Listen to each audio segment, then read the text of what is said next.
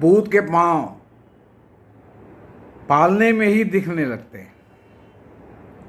आज देश के चीफ जस्टिस एन.वी. रमन्ना हैं और 24 अप्रैल 2021 से जब से सुप्रीम कोर्ट का कार्यभार उन्होंने संभाला है, तब से न्याय में गुणात्मक अंतर आ गया है।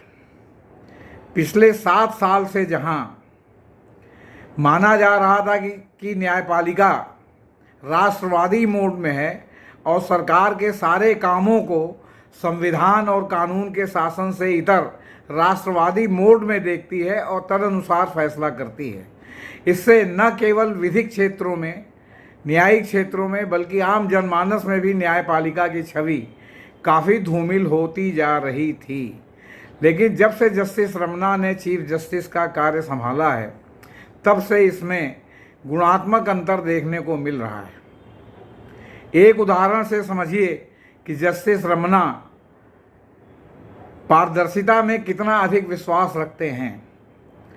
जब वो सुप्रीम कोर्ट में केवल न्यायाधीश थे, तब उन्होंने चीफ जस्टिस रंजन गोगोई की संविधान पीठ में शामिल रहकर नवंबर 2019 में सर्वसम्मति से फैसला दिया था। हालांकि उन्होंने अलग से फैसला लिखा था कि चीफ जस्टिस का कार्यालय आरटीआई के दायरे में आएगा।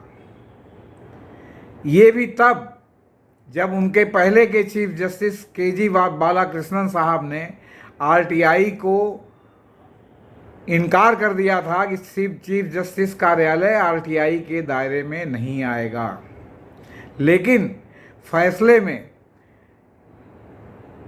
यह भी संविधान पीठ ने कहा कि इसमें भी देखना पड़ेगा कि कौन सा फैसला न्यायपालिका की व्यक्तिगत स्वतंत्रता को बाधित नहीं करता।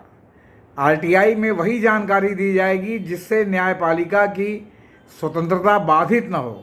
मसलन उन्होंने कहा कि जैसे न्यायाधीशों का चयन होता है, कॉलेजियम प्रणाली करती है, तो न्यायाधीशों का जिनका नाम चयनित होता है उनका नाम बताया जा सकता है, लेकिन किन कारणों से किनका चयन हुआ और किनको नहीं चयनित किया गया, वो कारण न्यायपालिका नहीं बताएगी। इसी तरह गुजरात हाई कोर्ट ने लाइव स्ट्रीमिंग शुरू की है। उसके लॉन्चिंग के मौके पर चीफ जस्टिस रमन्ना ने कहा कि सुप्रीम कोर्ट में भी बहुत जल्दी लाइव स्ट्रीमिंग की जाएगी और इसमें उन महत्वपूर्ण मुद्दों को, संवैधानिक मुद्दों को शामिल किया जाएगा जिनकी सुनवाई के लिए लोग इच्छुक रहते हैं कि आखिर क्या हुआ। इसके लिए लॉजिस्टिक पर काम किया जा रहा है। जल्दी ही इस पर जो है वो एक्शन लिया जा सकता है। उन्होंने यह भी कहा कि आमतौर पर सुप्रीम कोर्ट में जो होता है, वकील साहब लोग जो कहते हैं, जज साहब लोग जो उस पर टिप्पणी करते हैं, पीठ जो पूछती है, उसका डिस्टार्टेड वर्जन सामने आता है। ऐसा लगता है जैसे कुछ लोगों ने ठेका लिया है कि सुप्रीम कोर्ट की छवि को धूमिल करके ही रखेंगे। लेकिन यदि लाइव स्ट्रीमिंग होगी तो इस प्रवृत्ति पर अंकुश लगेगा। क्यों?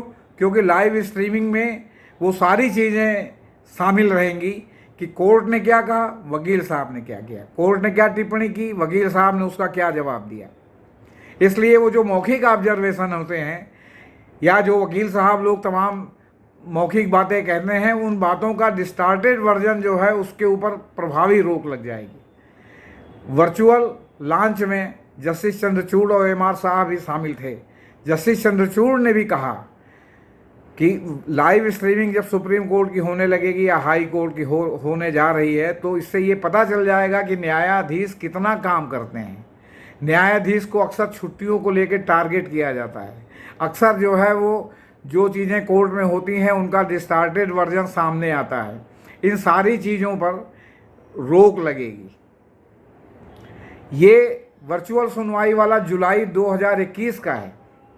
अब आप समझिए कि जब वो जज थे तब भी उनका क्या विचार था और आज वो चीफ जस्टिस हैं तब भी उनका क्या विचार है। उन्होंने यह भी कहा कि लाइव स्ट्रीमिंग में हो सकता है कि कुछ जज लोग तनाव में आ जाएं कि जनता का परसेप्शन उनके खिलाफ जा रहा हो, तो चाहे कोई कितना भी बहुमत में हो, चाहे जनता जो भी बहुमत से चाहती हो, लेकिन कोर्ट को हमेशा संविधान के दायरे में रहकर काम करना चाहिए।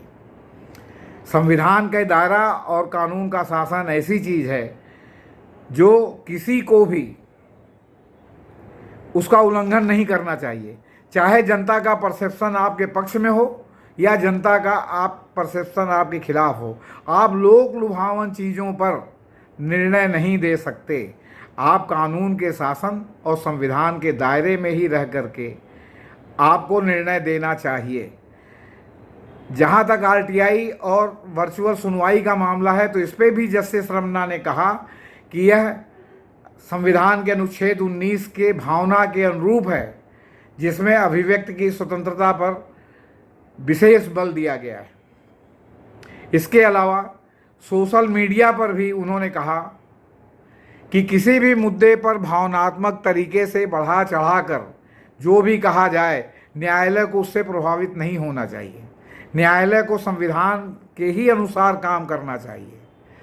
उन्होंने कहा कि मीडिया ट्रायल है, उससे भी न्यायालय को प्रभावित नहीं करना चाहिए, क्योंकि मीडिया ट्रायल मार्गदर्शक नहीं है। किसी भी कोर्ट के लिए, किसी भी मामले पर निर्णय करने के लिए मार्गदर्शक तत्व है संविधान, कानून का शासन, कानूनी प्रावधान। मीडिया कुछ भी कहे, जो कोर्ट के सामने दस्तावेज प्रस्तुत किया जाता है उसमें जो तथ्य होते हैं उनके आधार पर ही न्यायालय को फैसला करना चाहिए, और उनके आधार पर ही न्यायालय फैसला करते हैं। इससे कोई खुश रहे या ना खुश, न्यायालय को इससे फर्क नहीं पड़ता। क्यों? क्योंकि संविधान की कस्टोडियन है सुप्रीम कोर्ट। सुप्रीम कोर्ट न्याय की व्याख्या करती है, इसलिए सुप्रीम कोर्ट को ये छूट नहीं है कि वो लोक लुभावन बातों पर अपना फैसला दे। उसे न्याय संविधान का पालन करना ही होगा, करना ही चाहिए। आभासी दुनिया के दोस्तों, पिछले 7 साल में ये पहली बार है कि जस्टिस रमन्ना ने इतना साफ साफ संविधान और लोक लुभावन बातों के बीच में रेखा खींची है। पिछले 7 साल में लगातार कोर्ट के फैसले आते रहे कि राष्ट्रवादी हित में ये है, संविधान और कानून से इतर फैसले दिए जाते रहे। लेकिन जस्टिस रमन्ना ने जब से कार्यभार संभाला है, तब से जब भी जो भी कोर्ट का फैसला आया है, उस कोर्ट के फैसले में संविधान और कानून के शासन का महत्व आम लोगों को देखने को मिल रहा है। इसके पहले 7 साल में राष्ट्रवादी मोड में उच्चतम न्यायालय था, और तमाम फैसले ऐसे हुए जिस पर अभी भी प्रश्न चिन्ह लगे हुए हैं। अब ये तो आगे समय में देखने वाली बात होगी कि सुप्रीम कोर्ट उस पर पुनर्विचार करता है या नहीं। रमन्ना ने जो और भी बात कही महत्वपूर्ण, उसमें ये भी एक बात बहुत महत्वपूर्ण है कि विधायिका और कार्यपालिका से न्यायपालिका प्रभावित नहीं होनी चाहिए। न कार्यपालिका और विधायिका के दबाव में न्यायपालिका को आना चाहिए। अगर कोई भी कार्यपालिका और विधायिका का निर्णय संविधान के पैरामीटर से बाहर है, तो उसे न्यायपालिका को रद्द करने में, उसमें संशोधन करने में कतई शर्मिंदा नहीं होना चाहिए, बल्कि वो कस्टोडियन होने के नाते उसका अधिकार है कि सरकार और विधायिका, कार्यपालिका और विधायिका के गलत कार्यों को पर कानूनी अंकुश उच्चतम न्यायालय लगाए।